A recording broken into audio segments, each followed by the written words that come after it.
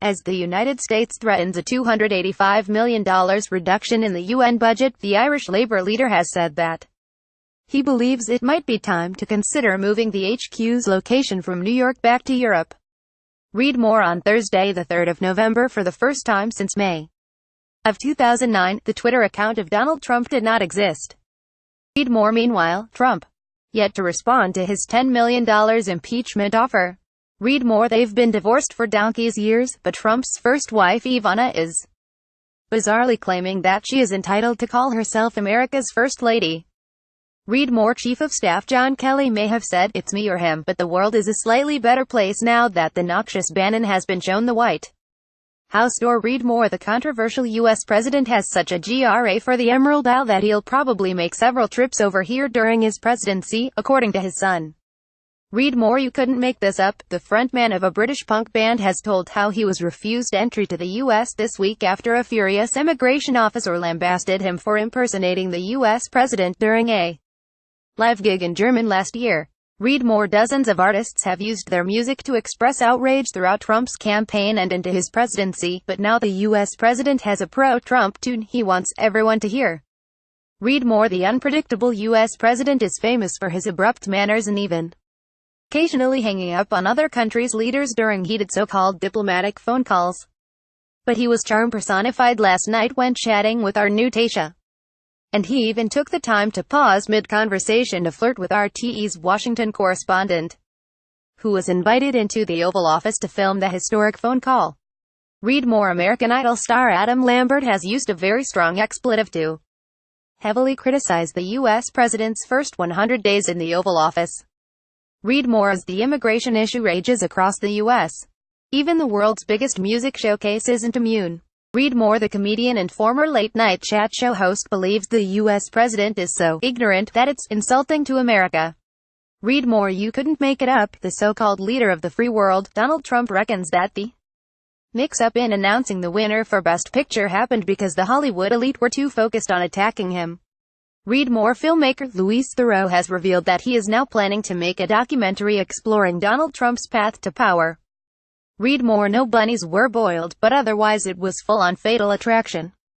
Read more. Conor Dignam SC, chairman of the Bar of Ireland Human Rights Committee, has criticized Trump, saying, "President Trump's personal attacks on U.S. judges for performing their duties has no place in a democracy based on the rule of law." He also believes that it's a sinister trend, for which Trump should be condemned. Read more. He once played a boxing champ in Raging Bull, but now Hollywood actor Robert De Niro confesses that he's like a bull in a china shop who would love to punch Donald Trump in order to teach him some manners. While action hero Arnold Schwarzenegger has also admitted that he too would like to take a pop at the U.S. president and smash his face into the table. Read more. An Oscar-nominated film director from Iran has confirmed that he won't be attending the prestigious Academy Award ceremony in LA because of President Donald Trump's controversial ban to stop Muslims from 7 countries entering the U.S. Read more. The writer later apologized on Twitter, saying her actions were inexcusable. Read more. There's just been even more embarrassing news for President-elect Donald Trump, with a Bruce Springsteen cover band now also deciding to pull out of playing at the inauguration ball later this week. Read more. Broadway star Jennifer Holliday has made a dramatic U-turn and decided not to perform at President-elect Donald Trump's looming inauguration on the 20th of January. Read more. Senior U.S. intelligence officials briefed both U.S. President Obama and Donald Trump last week about claims that Russian spies have obtained compromising personal and financial information about the president-elect, according to shock news reports that surfaced last night in the U.S. media.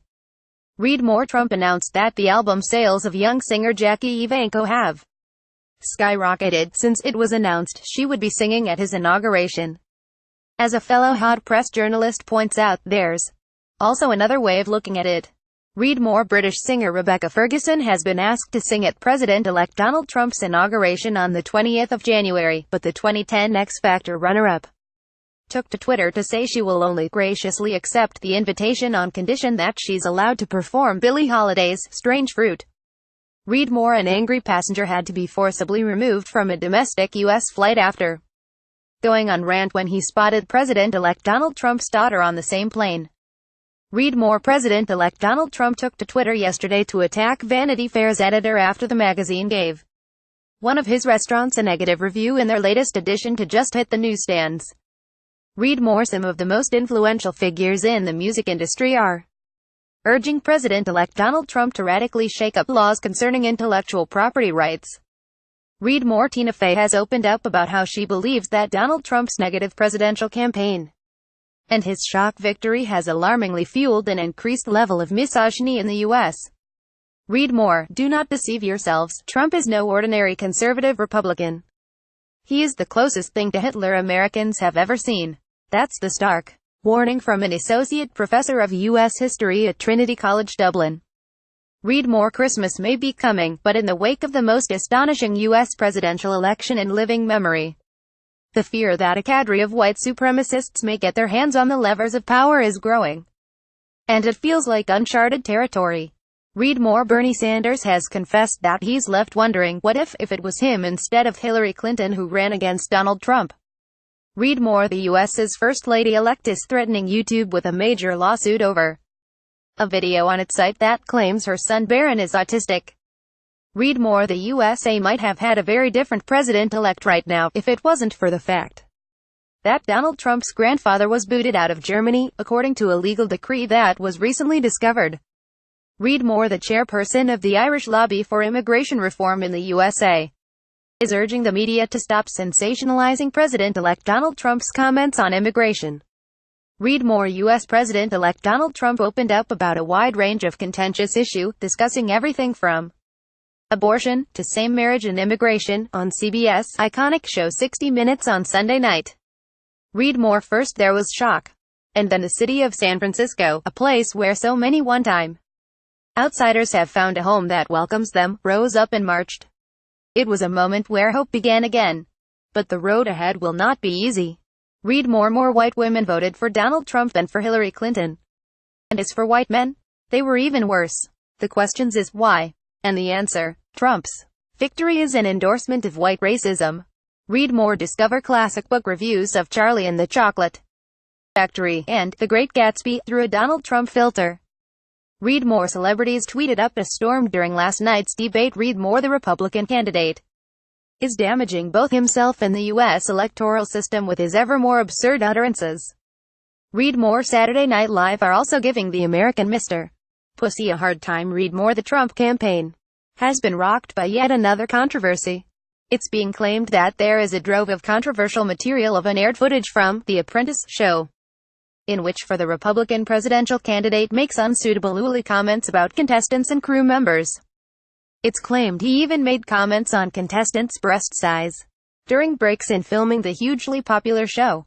Read more. The potential next American presidential gave the late-night shows plenty to dissect. Read more. The U.S. presidential debate comes to the streets of Killarney. Read more as part of MoveOn.org's United Against Hate campaign. Read more. While there is something frighteningly familiar about the mass shooting that claimed 50 lives at Pulse nightclub, there are also signs of an even more disturbing trend within U.S. society.